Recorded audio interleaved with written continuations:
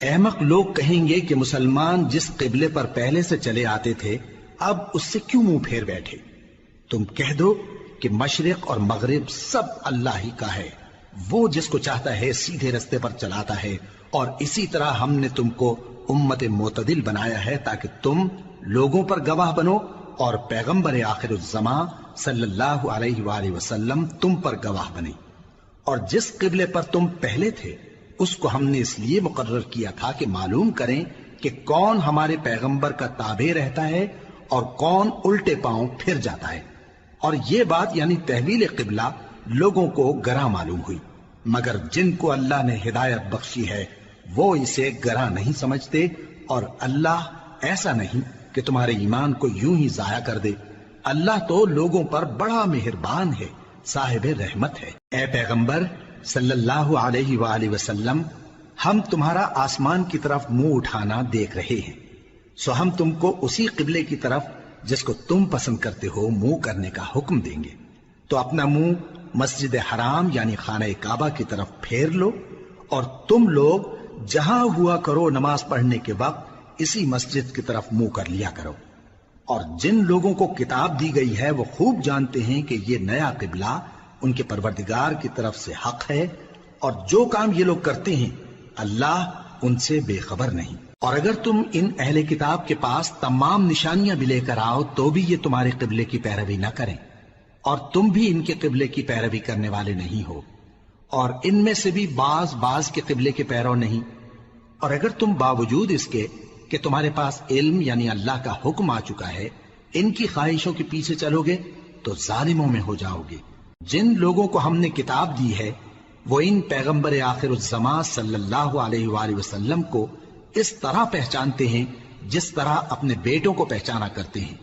مگر ایک فریق ان میں سے سچی بات کو جان بوجھ کر چھپا رہا ہے۔ اے پیغمبر صلی اللہ علیہ وآلہ وسلم،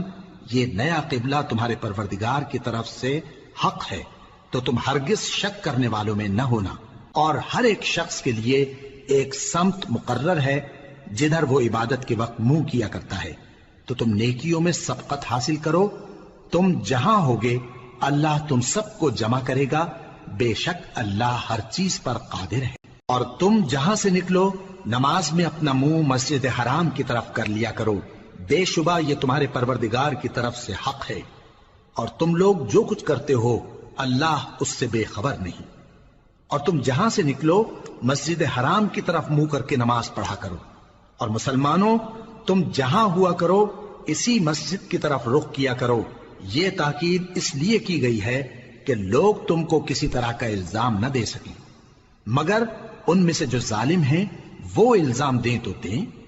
سو ان سے مت ڈرنا اور مجھی سے ڈرتے رہنا، اور یہ بھی مقصود ہے کہ میں تم کو اپنی تمام نعمتیں بخشوں، اور یہ بھی کہ تم راہ راست پر چلو۔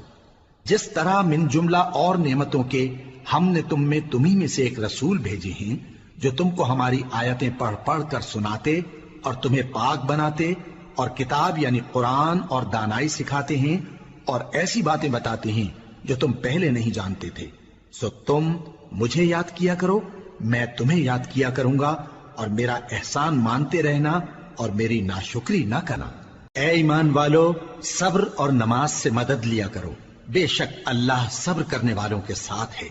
اور جو لوگ اللہ کی راہ میں مارے جائیں ان کی نسبت یہ نہ کہنا کہ وہ مرے ہوئے ہیں،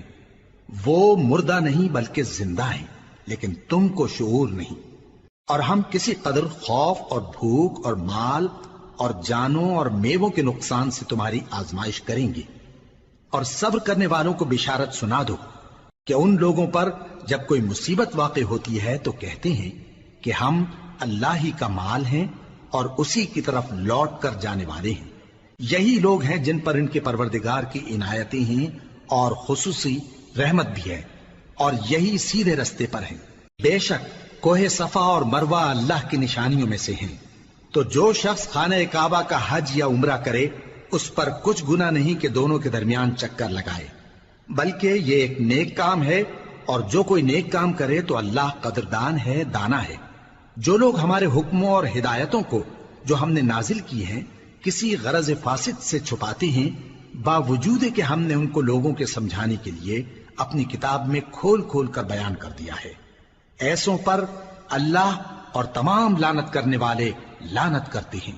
ہاں، جو توبہ کرتے ہیں اور اپنی حالت درست کر لیتے ہیں اور احکام الہی کو صاف صاف بیان کر دیتے ہیں تو میں ان کے قصور معاف کر دیتا ہوں،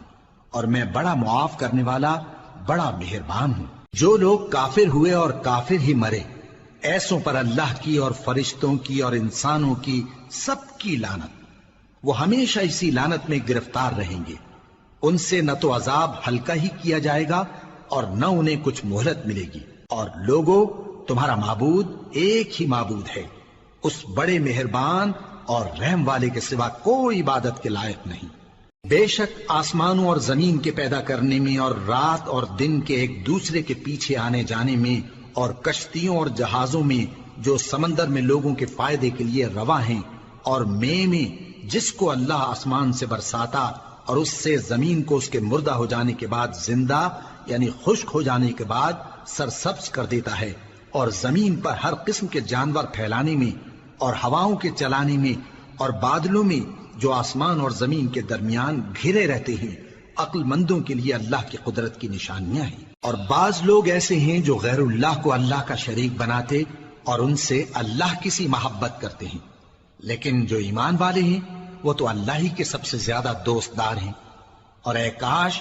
ظالم لوگ جو بات عذاب کے وقت دیکھیں گے اب دیکھ لیتے کہ سب طرح کی طاقت اللہ ہی کو ہے، اور یہ کہ اللہ سخت عذاب کرنے والا ہے۔ اس دن کفر کے پیشوا اپنے پیروں سے بیزاری ظاہر کریں گے اور دونوں عذاب الہی دیکھ لیں گے اور ان کے آپس کے تعلقات منقطع ہو جائیں گے۔ یہ حال دیکھ کر پیروی کرنے والے حسرت سے کہیں گے کہ اے کاش ہمیں پھر دنیا میں جانا نصیب ہو، تاکہ جس طرح یہ ہم سے بیزار ہو رہے ہیں اسی طرح ہم بھی ان سے بیزار ہوں۔ اس طرح اللہ ان کے اعمال حسرت بنا کر دکھائے گا اور وہ دوزخ سے نکل نہیں سکیں گے۔ لوگوں، جو چیزیں زمین میں حلال طیب ہیں وہ کھاؤ، اور شیطان کے قدموں پر نہ چلو، وہ تمہارا کھلا دشمن ہے۔ وہ تو تم کو برائی اور بے حیائی ہی کے کام کرنے کو کہتا ہے، اور یہ بھی کہ اللہ کی نسبت ایسی باتیں کہو جن کا تمہیں کچھ بھی علم نہیں۔ اور جب ان لوگوں سے کہا جاتا ہے کہ جو کتاب اللہ نے نازل فرمائی ہے اس کی پیروی کرو، تو کہتے ہیں نہیں، بلکہ ہم تو اسی چیز کی پیروی کریں گے جس پر ہم نے اپنے باپ دادا کو پایا۔ بھلا اگرچہ ان کے باپ دادا نہ کچھ سمجھتے ہوں اور نہ سیدھے رستے پر ہوں، تب بھی وہ انہی کی تقلید کیے جائیں گے۔ جو لوگ کافر ہیں ان کی مثال اس شخص کی سی ہے جو کسی ایسی چیز کو آواز دے جو پکار اور آواز کے سوا کچھ سن نہ سکے۔ یہ بہرے ہیں، گونگے ہیں، اندھے ہیں کہ کچھ سمجھ ہی نہیں سکتے۔ اے اہل ایمان، جو پاکیزہ چیزیں ہم نے تم کو عطا فرمائی ہیں ان کو کھاؤ، اور اگر اللہ ہی کے بندے ہو تو اس کی نعمتوں کا شکر بھی ادا کرو۔ اس نے تو تم پر بس مرا ہوا جانور اور لہو اور سور کا گوشت اور جس چیز پر اللہ کے سوا کسی اور کا نام پکارا جائے حرام کر دیا ہے۔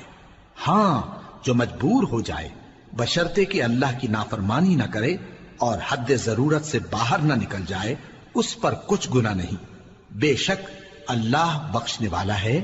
رحم کرنے والا ہے۔ جو لوگ اللہ کی کتاب سے ان آیتوں اور ہدایتوں کو جو اس نے نازل فرمائی ہیں چھپاتے اور ان کے بدلے تھوڑی سی قیمت یعنی دنیاوی منفعت حاصل کرتے ہیں، وہ اپنے پیٹوں میں محض آگ بھرتے ہیں۔ ایسے لوگوں سے اللہ قیامت کے دن نہ کلام کرے گا اور نہ ان کو گناہوں سے پاک کرے گا، اور ان کے لیے دکھ دینے والا عذاب ہے۔ یہ وہ لوگ ہیں جنہوں نے ہدایت چھوڑ کر گمراہی اور بخشش چھوڑ کر عذاب خرید لیا۔ یہ آتش جہنم کی کیسی برداشت کرنے والے ہیں۔ یہ اس لیے کہ اللہ نے کتاب سچائی کے ساتھ نازل فرمائی، اور جن لوگوں نے اس کتاب میں اختلاف کیا وہ ضد میں آ کر نیکی سے دور ہو گئے ہیں۔ نیکی یہی نہیں کہ تم مشرق و مغرب کو قبلہ سمجھ کر ان کی طرف منہ کر لو، بلکہ نیکی یہ ہے کہ لوگ اللہ پر اور روز آخر پر اور فرشتوں پر اور اللہ کی کتاب پر اور پیغمبروں پر ایمان لائیں، اور مال باوجود عزیز رکھنے کے رشتہ داروں اور یتیموں اور محتاجوں اور مسافروں اور مانگنے والوں کو دیں، اور گردنوں کے چھڑانے میں خرچ کریں، اور نماز پڑھیں اور زکات دیں، اور جب عہد کر لیں تو اس کو پورا کریں، اور سختی اور تکلیف میں اور جنگ کے وقت ثابت قدم رہیں۔ یہی لوگ ہیں جو ایمان میں سچے ہیں، اور یہی ہیں جو اللہ سے ڈرنے والے ہیں۔ مومنوں، تم کو مقتولوں کے بارے میں قصاص یعنی خون کے بدلے خون کا حکم دیا جاتا ہے، اس طرح پر کہ آزاد کے بدلے آزاد مارا جائے، اور غلام کے بدلے غلام، اور عورت کے بدلے عورت۔ اور اگر قاتل کو اس کے مقتول بھائی کے قصاص میں سے کچھ معاف کر دیا جائے تو وارث مقتول کو پسندیدہ طریق سے قرارداد کی پیروی یعنی مطالبہ خون بہا کرنا اور قاتل کو خوشخوئی کے ساتھ ادا کرنا چاہیے۔ یہ تمہارے پروردگار کی طرف سے تمہارے لیے آسانی اور مہربانی ہے۔ اب جو اس کے بعد زیادتی کرے اس کے لیے دکھ کا عذاب ہے۔ اور اے اہل عقل، حکم قصاص میں تمہاری زندگانی ہے کہ تم قتل و خونریزی سے بچو۔ تم پر فرض کیا جاتا ہے کہ جب تم میں سے کسی کو موت کا وقت آ جائے تو اگر وہ کچھ مال چھوڑ جانے والا ہو تو ماں باپ اور رشتہ داروں کے لیے دستور کے مطابق وصیت کر جائے۔ اللہ سے ڈرنے والوں پر یہ ایک حق ہے۔ پھر جو شخص وصیت کو سننے کے بعد اس کو بدل ڈالے تو اس کے بدلنے کا گناہ انہی لوگوں پر ہے جو اس کو بدلیں، اور بے شک اللہ سنتا جانتا ہے۔ اب اگر کسی کو وصیت کرنے والے کی طرف سے کسی وارث کی طرفداری یا حق تلفی کا اندیشہ ہو تو اگر وہ وصیت کو بدل کر وارثوں میں صلح کرا دے تو اس پر کچھ گناہ نہیں، بے شک اللہ بخشنے والا ہے، رحم والا ہے۔ مومنوں، تم پر روزے فرض کیے گئے ہیں جس طرح تم سے پہلے لوگوں پر فرض کیے گئے تھے تاکہ تم پرہیزگار بنو۔ روزوں کے دن گنتی کے چند روز ہیں، تو جو شخص تم میں سے بیمار ہو یا سفر میں ہو تو دوسرے دنوں میں روزوں کا شمار پورا کر لے۔ اور جو لوگ روزہ رکھنے کی طاقت رکھیں لیکن رکھیں نہیں، وہ روزے کے بدلے محتاج کو کھانا کھلا دیں۔ اور جو کوئی اپنی مرضی سے زیادہ نیکی کرے تو اس کے حق میں زیادہ اچھا ہے، اور اگر سمجھو تو روزہ رکھنا ہی تمہارے حق میں بہتر ہے۔ روزوں کا مہینہ رمضان کا مہینہ ہے جس میں قرآن اول نازل ہوا، جو لوگوں کا رہنما ہے اور جس میں ہدایت کی کھلی نشانیاں ہیں اور جو حق و باطل کو الگ الگ کرنے والا ہے۔ تو جو کوئی تم میں سے اس مہینے میں موجود ہو چاہیے کہ پورے مہینے کے روزے رکھے، اور جو بیمار ہو یا سفر میں ہو تو دوسرے دنوں میں روزے رکھ کر ان کا شمار پورا کر لے۔ اللہ تمہارے حق میں آسانی چاہتا ہے اور سختی نہیں چاہتا، اور یہ آسانی کا حکم اس لیے دیا گیا ہے کہ تم روزوں کا شمار پورا کر لو، اور اس احسان کے بدلے کہ اللہ نے تم کو ہدایت بخشی ہے تم اس کو بزرگی سے یاد کرو اور اس کا شکر کرو۔ اور اے پیغمبر، جب تم سے میرے بندے میرے بارے میں دریافت کریں تو انہیں معلوم ہو کہ میں تو تمہارے پاس ہی ہوں۔ جب کوئی پکارنے والا مجھے پکارتا ہے تو میں اس کی دعا قبول کرتا ہوں۔ تو ان کو چاہیے کہ میرے حکموں کو مانیں اور مجھ پر ایمان رکھیں تاکہ نیک رستہ پائیں۔ روزوں کی راتوں میں تمہارے لیے اپنی عورتوں کے پاس جانا جائز کر دیا گیا ہے، وہ تمہاری پوشاک ہیں اور تم ان کی پوشاک ہو۔ اللہ کو معلوم ہے کہ تم ان کے پاس جانے سے اپنے حق میں خیانت کرتے تھے، سو اس نے تم پر مہربانی کی اور تمہاری حرکات سے درگزر فرمائی، تو اب تم کو اختیار ہے کہ ان سے مباشرت کرو۔ اور اللہ نے جو چیز تمہارے لیے لکھ رکھی ہے یعنی اولاد، اس کو اللہ سے طلب کرو اور کھاؤ اور پیو، یہاں تک کہ صبح کی سفید دھاری رات کی سیاہ دھاری سے الگ نظر آنے لگے، پھر روزہ رکھ کر رات تک پورا کرو۔ اور جب تم مسجدوں میں اعتکاف بیٹھتے ہو تو ان سے مباشرت نہ کرو، یہ اللہ کی حدیں ہیں، ان کے پاس نہ جانا۔ اسی طرح اللہ اپنی آیتیں لوگوں کے سمجھانے کے لیے کھول کھول کر بیان فرماتا ہے تاکہ وہ پرہیزگار بنے۔ اور آپس میں ایک دوسرے کا مال ناحق نہ کھاؤ اور نہ اس کو رشوتاً حاکموں کے پاس پہنچاؤ تاکہ لوگوں کے مال کا کچھ حصہ ناجائز طور پر کھا جاؤ، اور اسے تم جانتے بھی ہو۔ اے پیغمبر، لوگ تم سے نئے چاند کے بارے میں دریافت کرتے ہیں کہ گھٹتا بڑھتا کیوں ہے۔ کہہ دو کہ وہ لوگوں کے کاموں کی میعادیں اور حج کے وقت معلوم ہونے کا ذریعہ ہے، اور نیکی اس بات میں نہیں کہ احرام کی حالت میں گھروں میں ان کے پچھواڑے کی طرف سے آؤ، بلکہ نیکوکار وہ ہے جو پرہیزگار ہو، اور گھروں میں ان کے دروازوں سے آیا کرو اور اللہ سے ڈرتے رہو تاکہ کامیاب ہو جاؤ۔ اور جو لوگ تم سے لڑتے ہیں تم بھی اللہ کی راہ میں ان سے لڑو، مگر زیادتی نہ کرنا کہ اللہ زیادتی کرنے والوں کو دوست نہیں رکھتا، اور ان کو جہاں پاؤ قتل کر دو، اور جہاں سے انہوں نے تم کو نکالا ہے یعنی مکے سے، وہاں سے تم بھی ان کو نکال دو۔ اور دین سے گمراہ کرنے کا فساد قتل و خونریزی سے کہیں بڑھ کر ہے، اور جب تک وہ تم سے مسجد حرام یعنی خانہ کعبہ کے پاس نہ لڑیں، تم بھی وہاں ان سے نہ لڑنا۔ ہاں اگر وہ تم سے لڑیں تو تم ان کو قتل کر ڈالو، کافروں کی یہی سزا ہے۔ پھر اگر وہ باز آ جائیں تو اللہ بخشنے والا ہے، رحم کرنے والا ہے۔ اور ان سے اس وقت تک لڑتے رہنا کہ فساد نابود ہو جائے اور ملک میں اللہ ہی کا دین غالب ہو جائے۔ پھر اگر وہ فساد سے باز آ جائیں تو ظالموں کے سوا کسی پر زیادتی نہیں کرنی چاہیے۔ ادب کا مہینہ ادب کے مہینے کے مقابل ہے، اور ادب کی چیزیں ایک دوسرے کا بدلہ ہیں۔ پس اگر کوئی تم پر زیادتی کرے تو جیسی زیادتی وہ تم پر کرے ویسی ہی تم اس پر کرو، اور اللہ سے ڈرتے رہو اور جان رکھو کہ اللہ ڈرنے والوں کے ساتھ ہے۔ اور اللہ کی راہ میں مال خرچ کرو اور اپنے آپ کو ہلاکت میں نہ ڈالو، اور نیکی کرو، بے شک اللہ نیکی کرنے والوں کو دوست رکھتا ہے۔ اور اللہ کی خوشنودی کے لیے حج اور عمرے کو پورا کرو، اور اگر راستے میں روک لیے جاؤ تو جیسی قربانی میسر ہو کر دو،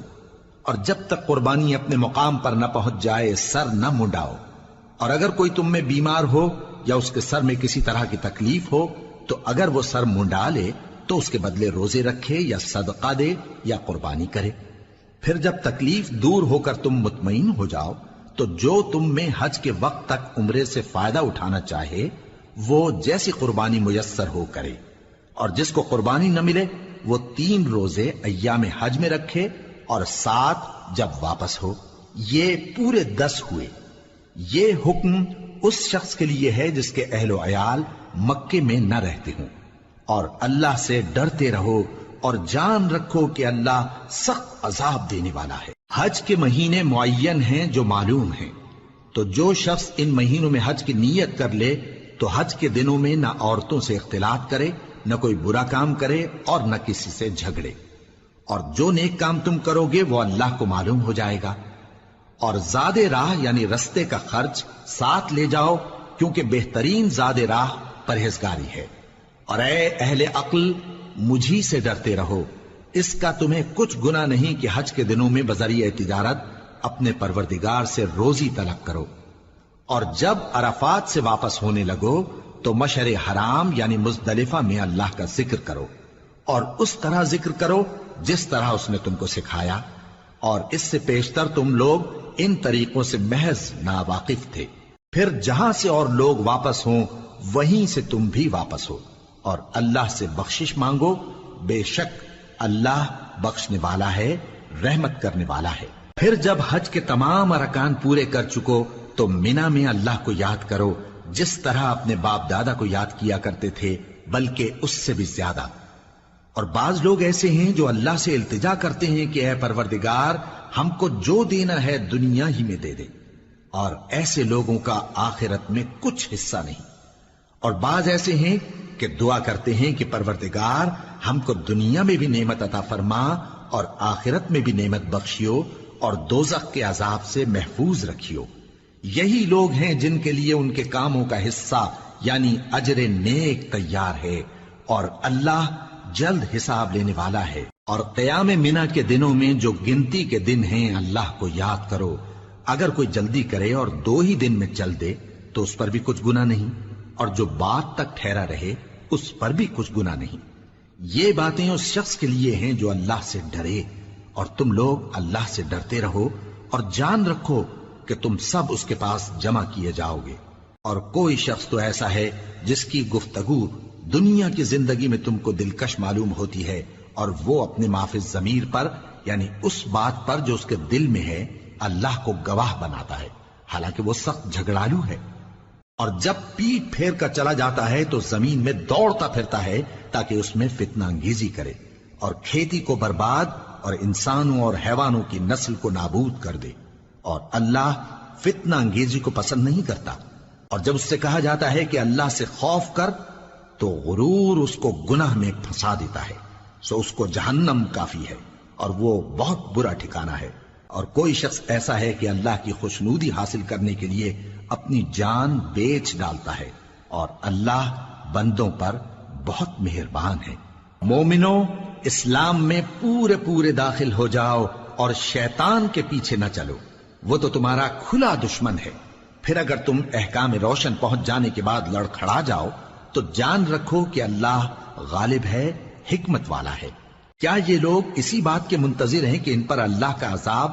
بادل کے سائبانوں میں آ نازل ہو اور فرشتے بھی اتر آئیں اور کام تمام کر دیا جائے؟ اور سب کاموں کا رجوع اللہ ہی کی طرف ہے۔ اے پیغمبر، بنی اسرائیل سے پوچھو کہ ہم نے ان کو کتنی کھلی نشانیاں دیں، اور جو شخص اللہ کی نعمت کو اپنے پاس آنے کے بعد بدل دے تو اللہ سخت عذاب کرنے والا ہے۔ اور جو کافر ہیں ان کے لیے دنیا کی زندگی خوشنما کر دی گئی ہے، اور وہ مومنوں سے تمسخر کرتی ہیں، لیکن جو پرہیزگار ہیں وہ قیامت کے دن ان سے اوپر ہوں گے۔ اور اللہ جس کو چاہتا ہے بے حساب رزق دیتا ہے۔ پہلے تو سب لوگوں کا ایک ہی مذہب تھا، لیکن وہ آپس میں اختلاف کرنے لگے تو اللہ نے ان کی طرف بشارت دینے والے اور ڈر سنانے والے پیغمبر بھیجے، اور ان پر سچائی کے ساتھ کتابیں نازل کی تاکہ جن امور میں لوگ اختلاف کرتے تھے ان کا ان میں فیصلہ کر دے۔ اور اس میں اختلاف بھی انہی لوگوں نے کیا جن کو کتاب دی گئی تھی، باوجود کہ ان کے پاس کھلے ہوئے احکام آ چکے تھے، اور یہ اختلاف انہوں نے صرف آپس کی ضد سے کیا۔ تو جس امر حق میں وہ اختلاف کرتے تھے اللہ نے اپنی مہربانی سے مومنوں کو اس کی راہ دکھا دی، اور اللہ جس کو چاہتا ہے سیدھا رستہ دکھا دیتا ہے۔ کیا تم یہ خیال کرتے ہو کہ یوں ہی بہشت میں داخل ہو جاؤ گے، اور ابھی تم کو پہلے لوگوں کی سی مشکلیں تو پیش آئی ہی نہیں؟ ان کو بڑی بڑی سختیاں اور تکلیفیں پہنچیں، اور وہ صعوبتوں میں ہلا ہلا دیے گئے، یہاں تک کہ پیغمبر اور مومن لوگ جو ان کے ساتھ تھے سب پکار اٹھے کہ کب اللہ کی مدد آئے گی۔ دیکھو اللہ کی مدد ان قریب آیا چاہتی ہے۔ اے نبی، لوگ تم سے پوچھتے ہیں کہ اللہ کی راہ میں کس طرح کا مال خرچ کریں۔ کہہ دو کہ جو چاہو خرچ کرو، لیکن جو مال خرچ کرنا چاہو وہ درجہ بدرجہ اہل استحقاق یعنی ماں باپ کو اور قریب کے رشتہ داروں کو اور یتیموں کو اور محتاجوں کو اور مسافروں کو سب کو دو، اور جو بھلائی تم کرو گے اللہ اس کو جانتا ہے۔ مسلمانوں، تم پر اللہ کے رستے میں لڑنا فرض کر دیا گیا ہے، اور وہ تمہیں ناگوار تو ہوگا، مگر عجب نہیں کہ ایک چیز تم کو بری لگے اور وہ تمہارے حق میں بھلی ہو، اور عجب نہیں کہ ایک چیز تم کو بھلی لگے اور وہ تمہارے لیے مضر ہو، اور ان باتوں کو اللہ ہی بہتر جانتا ہے اور تم نہیں جانتے۔ اے پیغمبر، لوگ تم سے عزت والے مہینوں میں لڑائی کرنے کے بارے میں دریافت کرتے ہیں، کہہ دو کہ ان میں لڑنا بڑا گناہ ہے، اور اللہ کی راہ سے روکنا اور اس سے کفر کرنا اور مسجد حرام یعنی خانہ کعبہ میں جانے سے بند کرنا اور اہل مسجد کو اس میں سے نکال دینا جو یہ کفار کرتے ہیں، اللہ کے نزدیک اس سے بھی زیادہ گناہ ہے، اور فتنہ انگیزی خونریزی سے بھی بڑھ کر ہے۔ اور یہ لوگ ہمیشہ تم سے لڑتے رہیں گے، یہاں تک کہ اگر مقدور رکھیں تو تم کو تمہارے دین سے پھیر دیں، اور جو کوئی تم میں سے اپنے دین سے پھر کر کافر ہو جائے گا اور کافر ہی مرے گا تو ایسے لوگوں کے اعمال دنیا اور آخرت دونوں میں برباد ہو جائیں گے، اور یہی لوگ دوزخ میں جانے والے ہیں جس میں ہمیشہ رہیں گے۔ جو لوگ ایمان لائے اور اللہ کے لیے وطن چھوڑ گئے اور کفار سے جنگ کرتے رہے وہی اللہ کی رحمت کے امیدوار ہیں، اور اللہ بخشنے والا ہے، رحمت کرنے والا ہے۔ اے پیغمبر،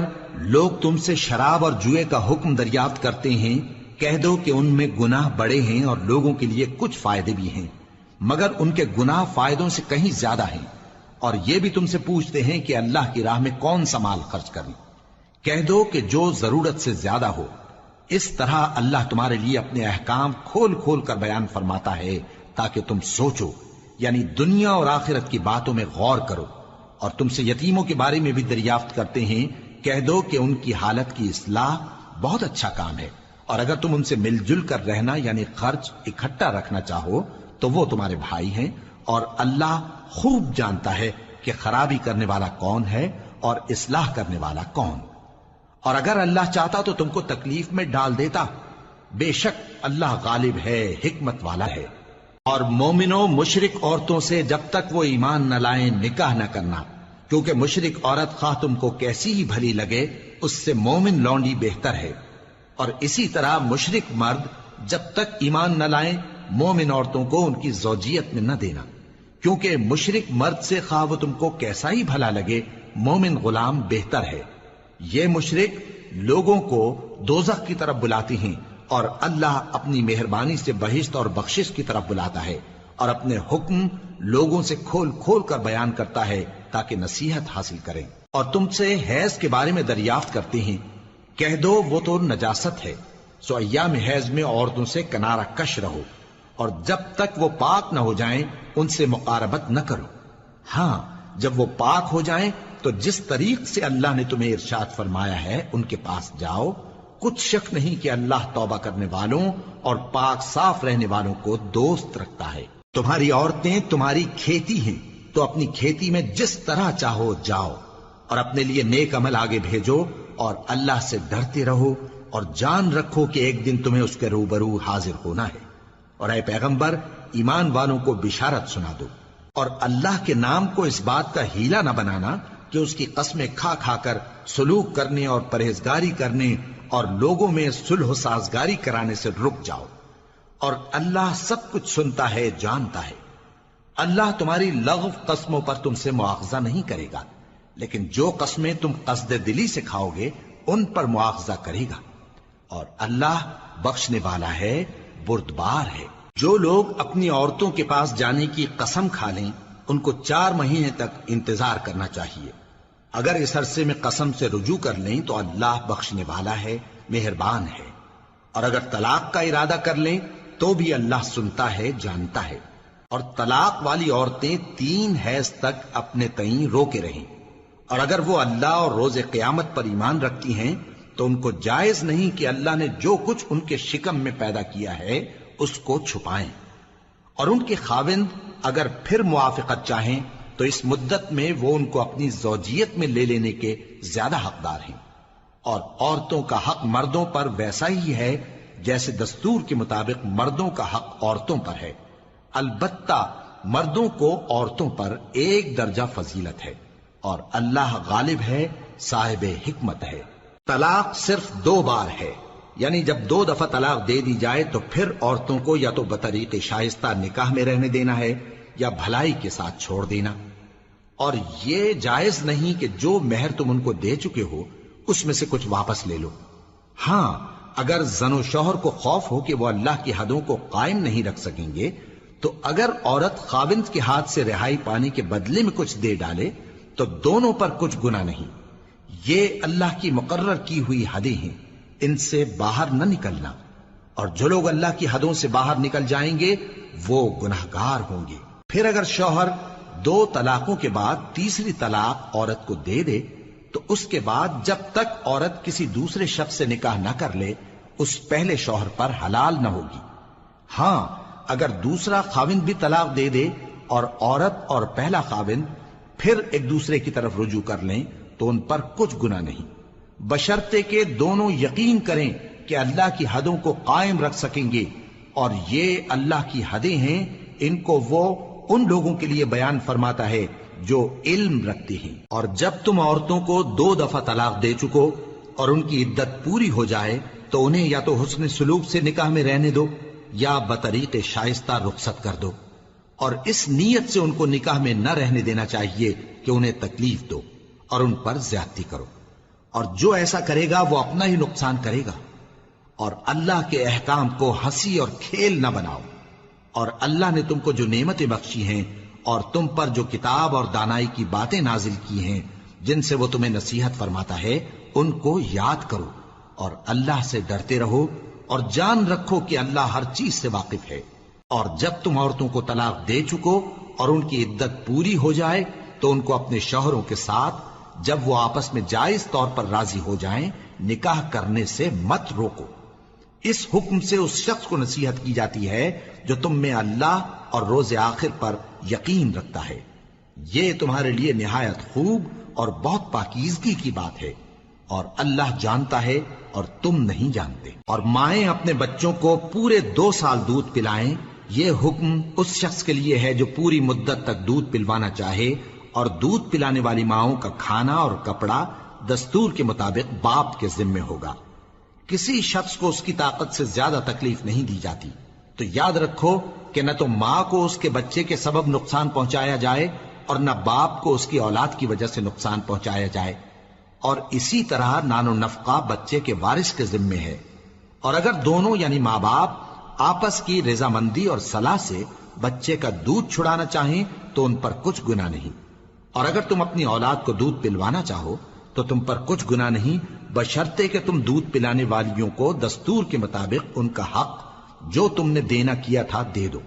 اور اللہ سے ڈرتے رہو اور جان رکھو کہ جو کچھ تم کرتے ہو اللہ اس کو دیکھ رہا ہے۔ اور جو لوگ تم میں سے مر جائیں اور عورتیں چھوڑ جائیں تو وہ عورتیں 4 مہینے اور 10 دن اپنے آپ کو روکے رہیں،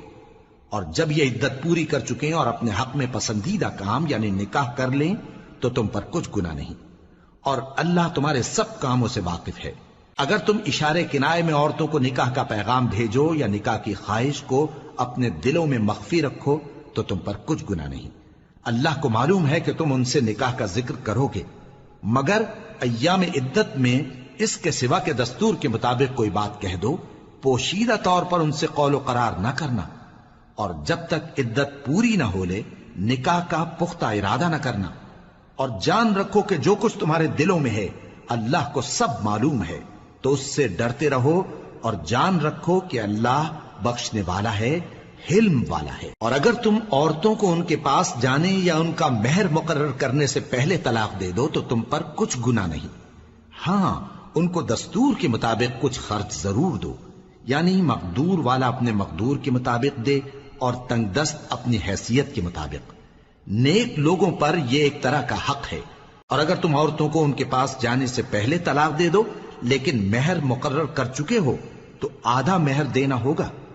ہاں اگر عورتیں مہر بخش دیں یا مرد جن کے ہاتھ میں عقد نکاح ہے اپنا حق چھوڑ دیں اور پورا مہر دے دیں تو ان کو اختیار ہے۔ اور اگر تم مرد لوگ ہی اپنا حق چھوڑ دو تو یہ پرہیزگاری کی بات ہے، اور آپس میں بھلائی کرنے کو فراموش نہ کرنا۔ کچھ شک نہیں کہ اللہ تمہارے سب کاموں کو دیکھ رہا ہے۔ مسلمانوں، سب نمازیں خصوصاً بیچ کی نماز یعنی نماز عصر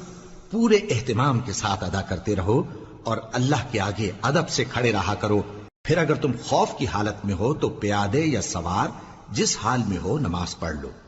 پھر جب امن و اطمینان ہو جائے تو جس طریق سے اللہ نے تم کو سکھایا ہے جو تم پہلے نہیں جانتے تھے اللہ کو یاد کرو۔ اور جو لوگ تم میں سے مر جائیں اور عورتیں چھوڑ جائیں وہ اپنی عورتوں کے حق میں وصیت کر جائیں کہ ان کو 1 سال تک خرچ دیا جائے اور گھر سے نہ نکالی جائیں۔ ہاں اگر وہ خود گھر سے چلی جائیں اور اپنے حق میں پسندیدہ کام یعنی نکاح کر لیں تو تم پر کچھ گناہ نہیں، اور اللہ زبردست ہے، حکمت والا ہے۔ اور مطلقہ عورتوں کو بھی دستور کے مطابق نان و نفقہ دینا چاہیے، پرہیزگاروں پر یہ بھی حق ہے۔ اسی طرح اللہ اپنے احکام تمہارے لیے بیان فرماتا ہے تاکہ تم سمجھو۔ بھلا تم نے ان لوگوں کو نہیں دیکھا جو شمار میں ہزاروں ہی تھے اور موت کے ڈر سے اپنے گھروں سے نکل بھاگے تھے؟ تو اللہ نے ان کو حکم دیا کہ مر جاؤ، پھر ان کو زندہ بھی کر دیا۔ کچھ شک نہیں کہ اللہ لوگوں پر مہربانی رکھتا ہے، لیکن اکثر لوگ شکر نہیں کرتے۔ اور مسلمانوں، اللہ کی راہ میں جہاد کرو اور جان رکھو کہ اللہ سب کچھ سنتا ہے، سب کچھ جانتا ہے۔ کون ہے کہ اللہ کو قرض حسنہ دے کہ وہ اس کے بدلے اس کو کئی گنا زیادہ دے گا؟ اور اللہ ہی روزی کو تنگ کرتا اور وہی اسے کشادہ کرتا ہے، اور تم اسی کی طرف لوٹ کر جاؤ گے۔ بھلا تم نے بنی اسرائیل کی ایک جماعت کو نہیں دیکھا جس نے موسیٰ کے بعد اپنے پیغمبر سے کہا کہ آپ ہمارے لیے ایک بادشاہ مقرر کر دیں تاکہ ہم اللہ کی راہ میں جہاد کریں؟ پیغمبر نے کہا کہ اگر تم کو جہاد کا حکم دیا جائے تو ایسا تو نہیں کہ لڑنے سے پہلو تہی کرو۔ وہ کہنے لگے کہ ہم اللہ کی راہ میں کیوں نہ لڑیں گے جبکہ ہم وطن سے خارج اور بال بچوں سے جدا کر دیے گئے۔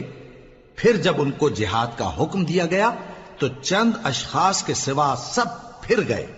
اور اللہ ظالموں سے خوب واقف ہے۔ اور پیغمبر نے ان سے یہ بھی کہا کہ اللہ نے تم پر طالوت کو بادشاہ مقرر فرمایا ہے، وہ بولے کہ اسے ہم پر بادشاہی کا حق کیوں کر ہو سکتا ہے؟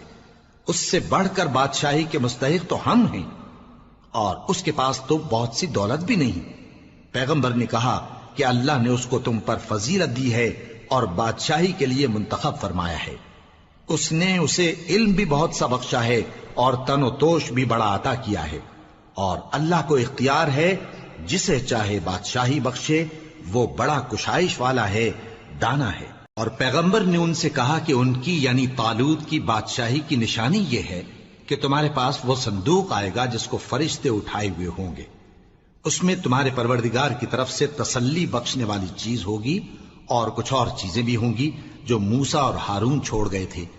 اگر تم ایمان رکھتے ہو تو یہ تمہارے لیے ایک بڑی نشانی ہے۔ غرض جب طالوت فوجیں لے کر روانہ ہوا تو اس نے ان سے کہا کہ اللہ ایک نہر سے تمہاری آزمائش کرنے والا ہے، جو شخص اس میں سے پانی پی لے گا اس کی نسبت تصور کیا جائے گا کہ وہ میرا نہیں، اور جو نہ پیے گا وہ سمجھا جائے گا کہ میرا ہے۔ ہاں اگر کوئی ہاتھ سے چلو بھر پانی لے لے تو خیر۔ جب وہ لوگ نہر پر پہنچے تو چند آدمیوں کے سوا سب نے پانی پی لیا۔ پھر جب طالوت اور مومن لوگ جو اس کے ساتھ تھے نہر کے پار ہو گئے تو کہنے لگے کہ آج ہم میں جالوت اور اس کے لشکر سے مقابلہ کرنے کی طاقت نہیں۔ جو لوگ یقین رکھتے تھے کہ ان کو اللہ کے روبرو حاضر ہونا ہے، وہ کہنے لگے کہ بسا اوقات تھوڑی سی جماعت نے اللہ کے حکم سے بڑی جماعت پر فتح حاصل کی ہے، اور اللہ ثابت قدم رہنے والوں کے ساتھ ہے۔ اور جب وہ لوگ جالوت اور اس کے لشکر کے مقابل میں آئے تو اللہ سے دعا کی کہ اے پروردگار، ہم پر صبر کے دہانے کھول دے اور ہمیں لڑائی میں ثابت قدم رکھ اور لشکر کفار پر فتح یاب کر۔ تو طالوت کی فوج نے اللہ کے حکم سے ان کو شکست دے دی، اور داؤد نے جالوت کو قتل کر ڈالا، اور اللہ نے ان کو بادشاہی اور دانائی بخشی اور جو کچھ چاہا سکھایا۔ اور اگر اللہ لوگوں کو ایک دوسرے پر چڑھائی اور حملہ کرنے سے نہ ہٹاتا رہتا تو کرۂ ارض تباہ ہو جاتا، لیکن اللہ اہل عالم پر بڑا مہربان ہے۔ یہ اللہ کی آیتیں ہیں جو ہم تم کو سچائی کے ساتھ پڑھ کر سناتے ہیں، اور اے محمد صلی اللہ علیہ وآلہ وسلم، تم بلا شبہ پیغمبروں میں سے